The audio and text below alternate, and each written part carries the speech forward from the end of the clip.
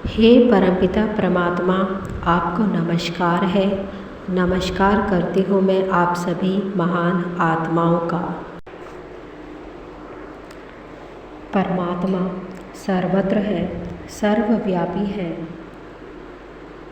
आप सभी ने सुना है, पढ़ा है, परमात्मा सर्वत्र है, सर्वव्यापी है और आप सभी इस बात को स्वीकार भी करते हैं।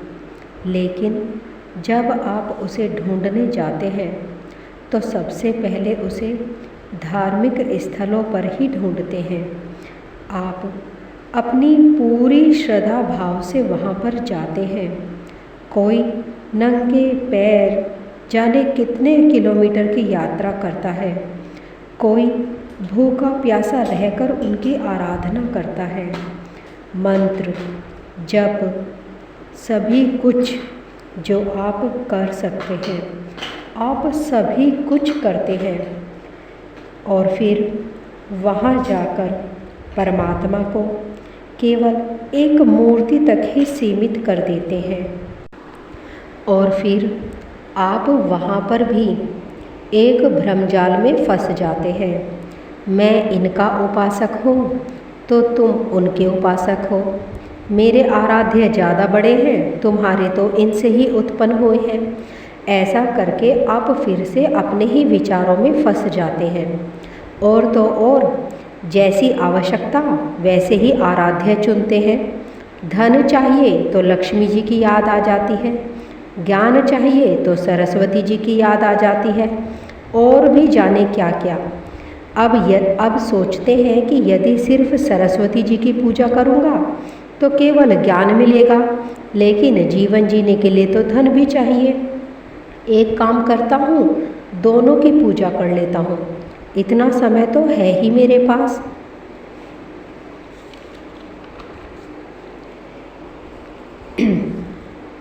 इतना आवरण उतारते हैं तो कोई दूसरा आवरण चढ़ा लेते हैं। किसका? धर्म का। मेरा धर्म बड़ा है, उसका धर्म छोटा है। परमात्मा को तो क्या पाया, अपने ही विचारों को सीमित अवश्य कर लिया। यहाँ पर आकर भी एक नया भ्रमजाल, धर्मों में फंस कर रह जाते हैं। लेकिन कुछ सालों के बाद फिर से याद आ जाता है कि अरे, परमात्मा तो सर्वत्र है, सर्वव्यापी है। और अब अपने धर्म का आवरण उतारते हैं। अब फिर से एक बार चारों ओर नज़र दौड़ाते हैं कि अरे, वो तो सब जगह है ना, तो चलो सब जगह ही देखते हैं। फिर दिखाई देते हैं चारों ओर पहाड़, नदी, पेड़ पौधे, लेकिन परमात्मा दिखाई नहीं देते। फिर गुरुओं के संपर्क में आते हैं और जो राह गुरु दिखाते हैं उसी पर चल पड़ते हैं। वक्त बीतता जाता है, लेकिन हाँ, मन को पहले से काफ़ी शांति मिल जाती है। अब आपकी सुई चारों ओर से घूम फिरकर अपने आप पर आती है। हर ग्रंथ केवल एक ही बात कहता है कि सारा ब्रह्मांड आपके ही अंदर है। अब आप अपना सारा ध्यान बाहर से हटाकर अपने अंदर ले आते हैं और फिर उतरते हैं ध्यान की गहराई में। किसी न किसी के संपर्क के द्वारा आप अपनी ध्यान की यात्रा शुरू करते हैं, तो वहाँ पर भी परमात्मा की उसी छवि को देखना चाहते हैं जो आपने अब तक बनाई है, या फिर जिसके मार्गदर्शन में आप अपनी ध्यान की यात्रा शुरू करते हैं, उसी के अनुरूप परमात्मा को स्वीकार कर लेते हैं।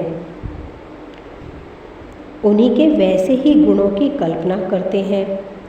पर अब भी आपका मन कुछ बातों को स्वीकार नहीं करता। कई बार आपको डर लगता है कि कहीं मैं गलत राह पर तो नहीं हूँ। परमात्मा की बहुत सी परिभाषाएं हैं, बहुत से शब्द हैं, लेकिन एक परिभाषा ऐसी भी है जो मैं आपसे निवेदन करना चाहती हूँ या फिर बताना चाहती हूँ। परमात्मा आपसे अलग नहीं है।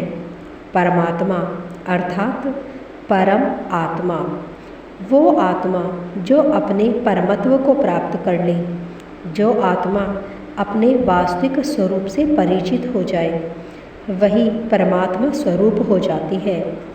आप ही सर्वज्ञानी हैं, सर्वशक्तिमान हैं और आप परमात्मा से अलग नहीं हैं।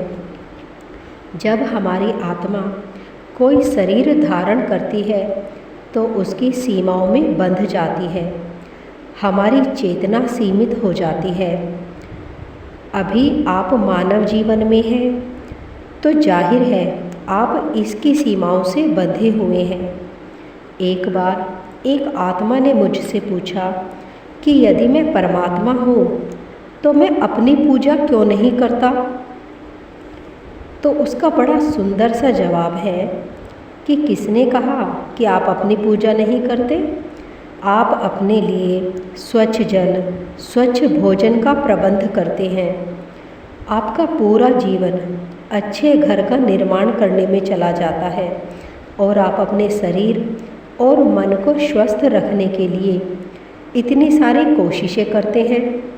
आपने ये सभी वैज्ञानिक अनुसंधान किए, फ़ोन, टीवी और भी मनोरंजन के साधन, वो किसके लिए किए? क्या दूसरों के लिए?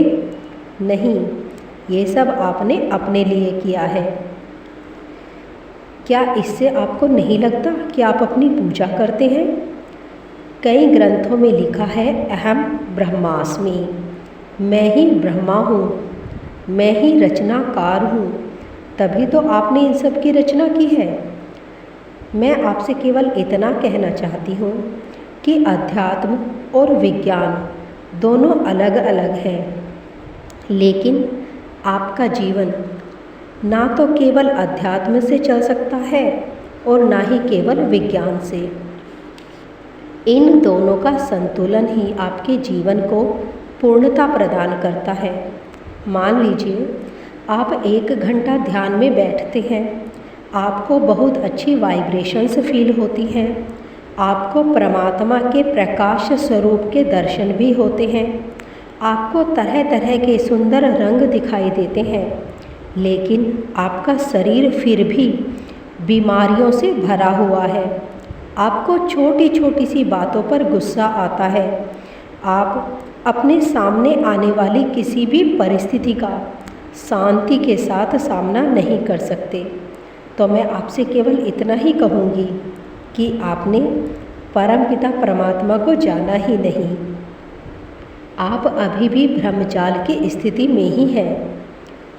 कोई व्यक्ति अपनी बातों से, अपने कार्यों से आपके शरीर को नुकसान पहुंचा रहा है और आप बदले में ये कहें कि ये सब परमात्मा की इच्छा से हो रहा है और ये सब मेरे साथ इसलिए हो रहा है क्योंकि मैंने अपने पिछले जन्म में इसके साथ ये सब किया था और ये मेरे ही कर्मों का परिणाम है। तो मैं कहूँगी कि आपने परमात्मा को जाना ही नहीं, क्योंकि मैं जिस परमात्मा को जानती हूँ वे केवल एक जन्म के नहीं बल्कि जन्म जन्मांतर के पाप कर्मों को पल भर में नष्ट कर देते हैं। वे आपको ऐसा निर्मल प्रेम का कवच प्रदान करते हैं कि किसी भी बातों का, किसी की भी नेगेटिव बातों का आप पर कोई असर नहीं होता। बात तो क्या, कोई आप पर ब्रह्मास्त्र भी चलाएगा ना तो भी आपका बाल भी बांका नहीं कर पाएगा। आपने मीराबाई के बारे में तो सुना ही होगा, जिन्हें मारने के लिए सांप भेजा गया तो प्रभु के प्रेम से वो निर्मल प्रेम फूलों की माला बन गई। जहर का प्याला दिया तो अमृत बन गया। परमात्मा को जानना है तो आपको अपने सभी भ्रमजाल से बाहर आना होगा, अपने शरीर की सीमाओं से बाहर आना होगा। एक बार फिर सारे धर्मों, सारी मान्यताओं, सारे रीति रिवाजों का आवरण त्याग कर इस चैनल के साथ जुड़िए। मैं आपसे वादा करती हूँ कि मैं आपको कण कण में परमात्मा के दर्शन अवश्य कराऊंगी। आपको ये वीडियो कैसी लगी आप मुझे ज़रूर बताइए और कोशिश कीजिए कि आप इसे इतना शेयर करें कि जो अभी तक परमात्मा को जानते नहीं हैं या फिर उसे ढूंढ रहे हैं अपने ही अंदर उसे पाएं और कण कण में उसके निर्मल प्रेम को स्वीकार करें। धन्यवाद।